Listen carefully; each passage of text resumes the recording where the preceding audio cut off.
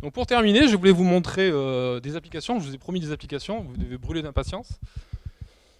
Et vous allez voir que j'en ai pris un petit échantillon. Si vous voulez, je peux vous donner un livre où il y en a un livre de 300 pages, où il y a des applications sur 300 pages.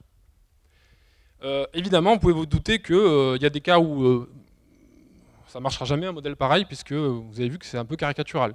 Il se trouve que pour un certain nombre de choses, ça marche assez bien, ce qui est assez étrange. Et donc, en première approximation, c'est vraiment utiliser ce modèle, hein. Alors, voilà quelques exemples. Alors là, je commence par un exemple. Vous voyez, vous pouvez avoir un nombre aussi grand que vous voulez de descendants. Là, vous voyez, le cas peut être aussi grand que je veux. Et c'est ce qu'on appelle la loi géométrique. Donc c'est la loi où vous faites une tentative, vous avez un succès avec probabilité P, et quand vous échouez, ça a lieu avec probabilité Q. Donc ça, c'est la probabilité qu'après K et C, vous ayez un échec. Alors ça, c'est la version probabiliste très austère. On peut avoir une interprétation biologique très naïve qui est la suivante. Imaginez que vous ayez un poisson femelle qui, chaque saison, donc pour passer de temps de T à T plus 1, c'est une saison de ponte, elle pond un œuf l'un après l'autre, et dès qu'elle n'arrive pas à en pondre un, elle s'arrête de pondre pour toute la saison. Ben, la probabilité, ça sera exactement ça. P, ça sera la probabilité de réussir à pondre un œuf, elle en fait K, et dès que, avec probabilité Q, elle échoue, on obtient le nombre de descendants pour la génération en question, et c'est fini. D'accord ? Alors, vous pouvez vérifier que la moyenne, c'est P sur Q, donc avec ça, on peut tout calculer. Donc ça, c'est une loi qui est utilisée dans certains contextes. Alors, en 1931, il y a un certain Lotka, je ne sais pas si vous avez entendu parler déjà, si vous avez fait de l'écologie sans doute, a proposé une loi de reproduction pour les hommes blancs aux USA. Alors voilà, c'est les hommes blancs, c'est comme ça. Ça, on pourrait aussi discuter de la raison. Et il a proposé, vous voyez, c'est un peu compliqué, mais grosso modo, c'est une loi géométrique qu'il a bidouillé un peu. Et il a utilisé des données réelles, je ne vous ai pas donné les chiffres exacts, mais avec des tables démographiques, il a calculé les valeurs de ces paramètres. Et donc il a pu correctement prévoir ce qui allait se passer pour les générations futures pendant un certain temps, grâce à cette loi. Cette loi fonctionne pour ce problème. Il avait des données de 1920, il a déduit ces paramètres, il les a mis dedans, il a vu que ça reproduisait les données. D'accord ? Parce qu'a priori, ça c'est un problème de statistique. Vous avez une population, vous allez choisir comment les PK ? Donc là, lui, à ma connaissance, c'est la première tentative qu'il y a eu sérieuse. Et l'autre cas, c'était vraiment un statisticien, entre autres. Enfin, c'était quelqu'un qui avait un profil complexe, mais officiellement, il était statisticien. Et d'ailleurs, c'est après avoir lu l'article de Stephenson. C'est un des rares qu'il a lu, apparemment. Donc il a appliqué cet article. Alors, revenons aux gènes mutants. Tout à l'heure, je vous ai parlé du problème de Haldane et Fischer. C'était quelle est la probabilité qu'un gène mutant s'installe ou disparaisse dans la descendance d'une plante, par exemple. Et bien, ce que les gens utilisent, c'est la loi de Poisson. Alors, la loi de Poisson, c'est cette loi. Alors, oubliez pour l'instant ce truc-là. C'est m puissance k divisé par k factoriel. Et il se trouve que ce facteur c'est très facile à vérifier que si vous oubliez ça, pour que la somme de ces choses-là fasse 1, il faut précisément diviser par exponentielle de m. D'accord ? C'est juste la normalisation. C'est la définition de l'exponentielle de m. Hein. Et je vous laisse calculer, c'est très facile. C'est un calcul d'une ligne. Vous pouvez calculer la fonction phi là. Pas de problème. C'est tout simplement exponentielle de s-1. M fois s-1. Et m, c'est exactement la moyenne de descendants par génération et par individu.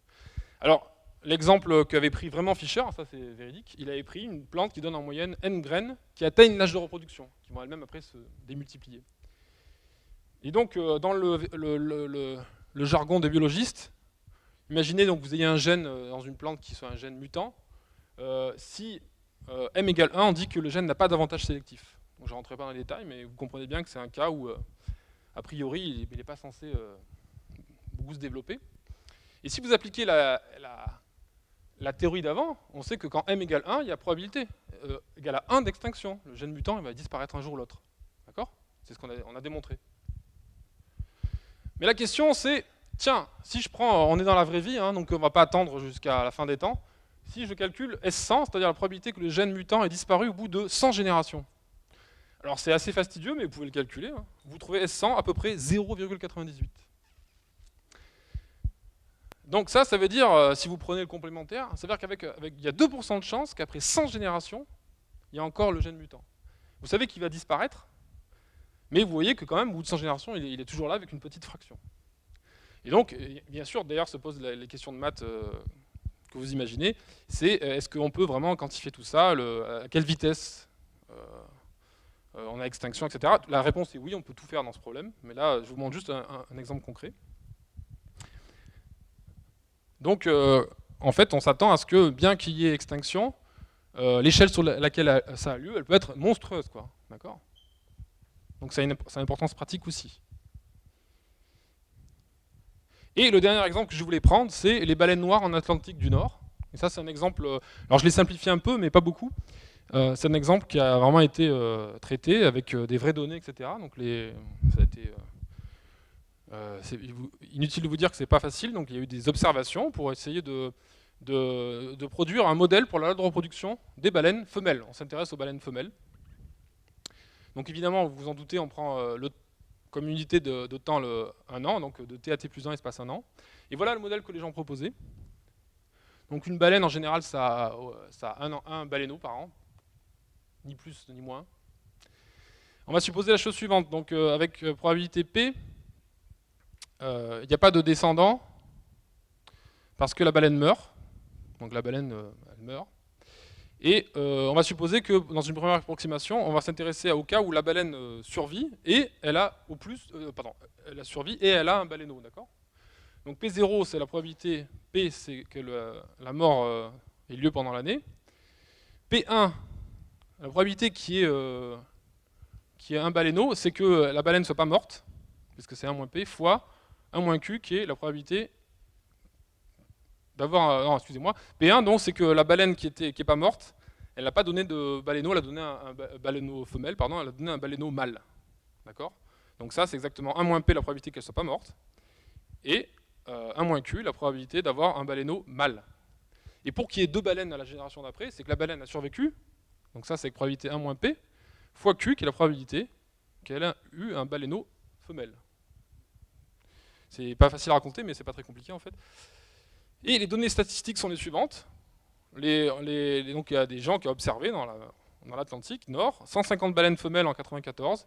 Ils ont trouvé ces chiffres-là, estimés. Et donc vous calculez M. M, vous prenez P1 plus 2P2. Vous vous souvenez, la formule, c'est la somme des KPK. Vous trouvez ce nombre, alors croyez-moi, vous trouvez un nombre presque égal à 1, mais il est plus petit que 1, strictement. Donc les baleines, elles vont s'éteindre, si rien ne change.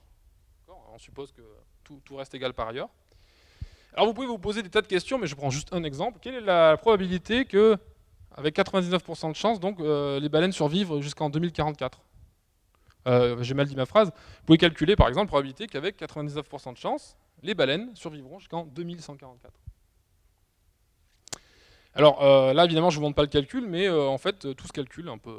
C'est pas compliqué, mais c'est juste qu'il faut le développer. Donc ça, c'est un exemple, et il y en a plein d'autres, hein, j'aurais pu en prendre. Il y en a en génétique, il y en a... Donc s'il y a des questions après, je peux vous en donner d'autres. Et pour terminer mon exposé, je voudrais donc mentionner, comme j'ai un peu dit, que ce modèle est évidemment extrêmement simplifié, vous êtes d'accord, hein ?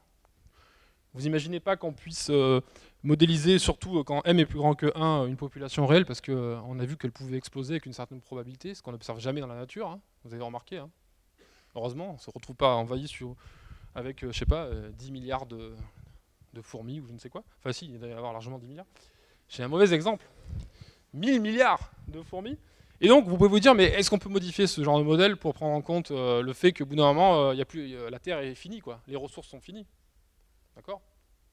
La réponse est oui, et il y a plein de manières de le faire, mais la manière la plus évidente, imaginez que vous ayez l'exemple encore où j'ai 0 ou 2 descendants. Imaginez que maintenant, ma loi de reproduction, au lieu d'être... vous voyez, elle ne dépend pas du temps, elle ne dépend de rien. À chaque génération, j'applique la même loi. Imaginez maintenant que je la fasse dépendre du nombre d'individus. Donc imaginez que, par exemple, quand le nombre d'individus devient très grand, ma probabilité, elle tend vers 0 d'avoir 2 descendants, par exemple. Tout simplement pour refléter le fait qu'il y a une compétition féroce entre les gens.